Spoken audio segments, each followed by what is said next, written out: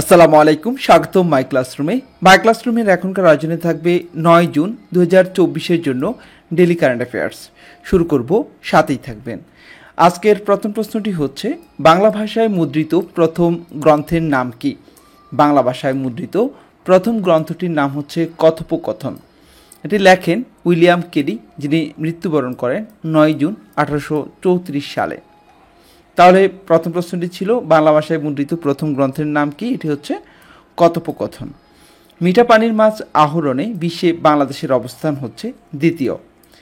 মিঠা পানির মাছ আহরণে বিশ্বে বাংলাদেশের অবস্থান দ্বিতীয়।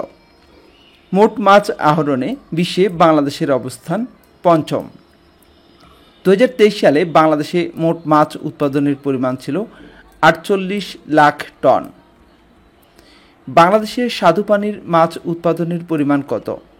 13,22,000 টন, যা বিশ্বের মোট মাছের 11.7%। আম উৎপাদনে বিশ্বে বাংলাদেশের অবস্থান হচ্ছে অষ্টম। আম উৎপাদনে বিশ্বে শীর্ষ অবস্থানে রয়েছে ভারত। বাংলাদেশ ব্যাংকের তথ্য মতে 2023 সালে ব্যাংকের মাধ্যমে কত ডলার প্রবাসী আয় করে? 2190 কোটি ডলার। বিবিএসের তথ্য মতে দেশে বর্তমানে কি পরিমাণ বেকার রয়েছে? বর্তমানে বাংলাদেশে 25,90,000 লোক বেকার রয়েছে। হালাল পণ্য রপ্তানির মাধ্যমে বাংলাদেশ বছরে কত টাকা আয় করে? প্রায় 900 কোটি টাকা। পরবর্তী মার্কিন প্রেসিডেন্ট নির্বাচন কবে অনুষ্ঠিত হবে? 5 নভেম্বর 2024 সালে। বর্তমানে বাংলাদেশে বার্ষিক করমুক্ত আয়সীমা কত টাকা? 3,50,000 টাকা। চীনের সবচেয়ে উঁচু বিরামহীন জলপ্রপাতের নাম কি? এটি ইরুনতাই জলপ্রপাত। এবারে গতকালকের কুইজের উত্তর জানব।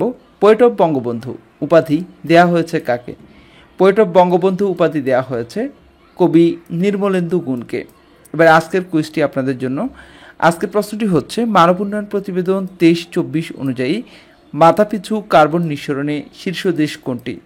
4টে অপশন থাকবে: যুক্তরাজ্য, কাতার, যুক্তরাষ্ট্র, চীন। প্রশ্নটি আরও একবার বলছি, মানব উন্নয়ন প্রতিবেদন 23-24 অনুযায়ী মাথাপিছু কার্বন নিঃসরণে শীর্ষ দেশ কোনটি?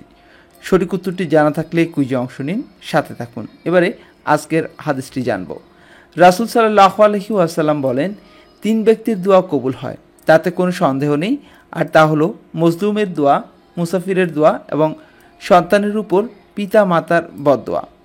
এটি তিরমিজির 1905 নম্বর হাদিস। আজ এ পর্যন্তই। এতক্ষণ পর্যন্ত যারা আমাদের সাথে ছিলেন সবাইকে অসংখ্য ধন্যবাদ। আল্লাহ হাফেজ।